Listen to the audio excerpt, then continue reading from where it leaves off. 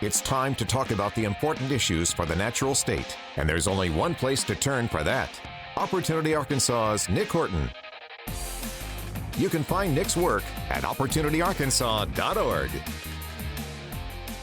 Hey, welcome back to First News. It is the Wednesday edition here on the 9th of October. It's about 20 minutes in front of 8 o'clock. And we do have a substitute for Nick Horton this morning, as he reminded us via text early this morning that he's vacationing this week. As Jay Robertson is joining us from Opportunity Arkansas, and he's the new Public Affairs Director for the organization. And Jay, welcome to the show. How are you this morning? Hey, Toby, I'm doing great. Thank you so much for having me. You bet. We sure appreciate it. Now, Jay, before we get into some topics this morning, want to touch on Medicaid reform here in the state here in just a minute. But how long have you been with Opportunity Arkansas? And then what do you do as the Public Affairs Director? Yeah, absolutely. So I've been with Opportunity Arkansas just about 2 months now.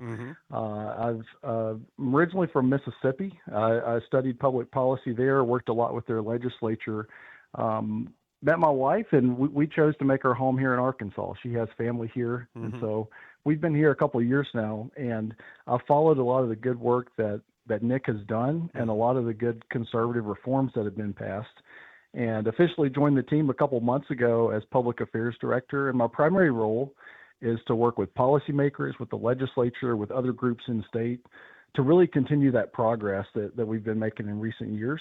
And yeah, it's a lot of fun. So what got you into this business of legislation and politics in the first place? How did this become what you wanted to do for your livelihood? Yeah, so I studied political science in school. I was always drawn to politics, but what I found was that, you know, a lot of times we get sucked into seeing what's happening in Washington when in reality you can have a much bigger impact with working at the state level, right? Because the state has the ability to actually pass legislation, unlike the folks in Congress. Yeah. But ultimately it's about people.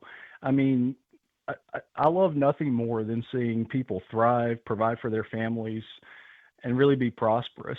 And policy has a huge impact on that. It can either support that, you can either create an environment that allows people to provide for themselves, or policy can create huge roadblocks. It can get in the way. You can regulate businesses out of existence. You can trap people in cycles of dependency. And so at the core, that's really the reason that I care so much about it. And the reason we focus on the state level, like I said, is because we can really have an impact here that helps the people around us live that kind of life. Now, did I see that you're an Ole Miss graduate? I am. Okay. I am. Yep. Now, is this going to be? We don't have to get into sports. We won't too much, but will this be an uncomfortable state to live in when it comes November 2nd, when Arkansas and Ole Miss play each other? You know, I love college football, and and unless they're playing Ole Miss, I'm rooting for the Razorbacks. And man, Okay. I enjoyed watching the game this weekend. What a great one! Yeah, no, it was a tremendous win over Tennessee. As we're talking with Jay Robertson this morning, he is the Public Affairs Director for Opportunity Arkansas. Jay, one of the things I saw that you guys have been working on, you've been working on directly at Opportunity Arkansas, is researching Medicaid reform here in our state. And so let's start at the beginning here. What are the big issues with Medicaid in Arkansas, and why does it need to be reformed in our state? Yeah, so I think when a lot of people hear Medicaid, they generally have maybe a positive impression of the program, because as originally designed, you know, Medicaid is supposed to be the safety net that provides healthcare services for the people who are most vulnerable. But the problem here in Arkansas, and the reason that we're talking about this issue now, is that after Obamacare, Arkansas expanded Medicaid beyond that population to cover able-bodied working-age adults that the program was never intended to serve. And it's grown beyond anyone's comprehension. It's become a huge drain on the state's budget, on taxpayer dollars. And even worse than that, it's become a dependency trap where It's really discouraging work. And so today, we have nearly 900,000 people in Arkansas who are on Medicaid.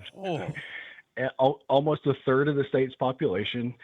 It's a huge category in the state's budget, the single largest budget category that we spend tax dollars on. It's incredible. And the reason this is timely is because, one, the legislature has really taken leadership on conservative reforms. And this is one that is really in need of reform because of the budget challenges and the way it traps people in this dependency cycle.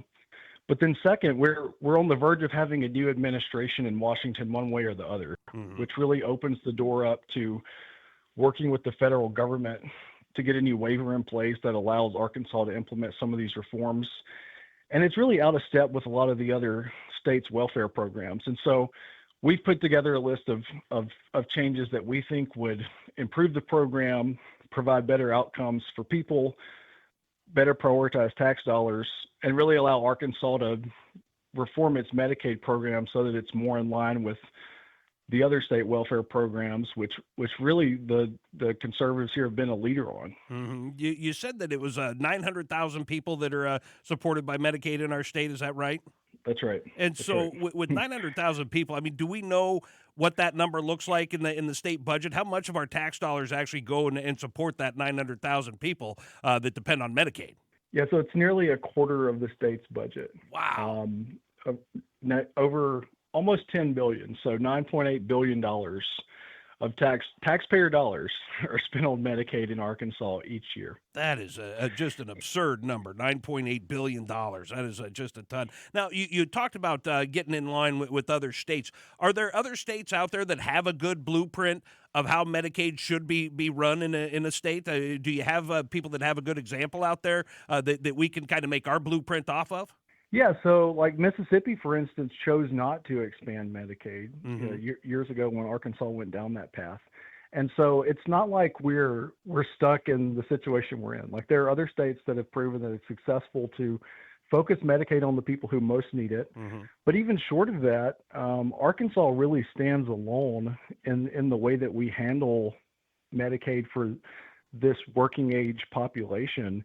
We have something called the private model, which is where instead of providing traditional Medicaid coverage, we basically taxpayers pay to give these people private health insurance plans that are subsidized by the state. Wow. And this was initially approved as a way to supposedly save money. And it was somewhat attractive to conservatives at the time because they heard private model. And at first glance, you might think that might be a more conservative approach to work with the private sector. But in reality, you're just subsidizing private healthcare plans with taxpayer dollars. So as you can imagine, it's become wildly expensive. We are the only state in the country that still does this. 2 other states did this for a few years, saw how expensive it was, and quickly changed course. We're still doing it. And so there's a blueprint out there to say that, look, it's pretty simple to simply move away from that. And that's a change that the state could make without having any approval from the federal government. That alone would save around $80 million a year. And so that's just one of the things that we're proposing in this report, because in addition to being really expensive, it discourages work. I mean, we've talked with employers who say, you know, I used to be able to provide health insurance for my employees, and that was a big benefit I could use to get people to come to work. Right. But now, as long as their income stays low, they're getting a private health insurance plan under Medicaid. They don't have an incentive to come work for me anymore. Yeah. And so that's really even beyond the savings and using tax dollars. That's a really big problem. When you talk about the number of people that aren't in the workforce, the problems that employers have recruiting, these kind of reforms would be hugely impactful to help people support themselves, get back to work. Yeah. And that's really the name of our report, Getting Back to Work. That's the thing that's most important here, that we think Arkansas can be a leader on. Well, I'm glad that you guys are heading up what hopefully will, in the end, be Medicaid reform here in our state. Is this up on opportunityarkansas.org? Can people go and access this report that you guys put together? It is. The full report's on there. It's opportunityarkansas.org. You can read through it. A lot of the figures are alarming, Yeah, but we've got it all laid out there with the recommendations. And yeah, we're encouraged. We think this is something that there's interest in doing, and we're here to educate people about the issue and help lawmakers as they're looking to make these changes. Well, and of course, you can see Jay's and Opportunity Arkansas's work, especially on Medicaid reform, at opportunityarkansas.org. That is the website that you go to. Jay, we appreciate the time this morning. Hopefully, Nick takes some more time off for vacation so you and I can do this again soon. But I appreciate you coming on the show this morning. We appreciate the time. Absolutely. Thank you for having me.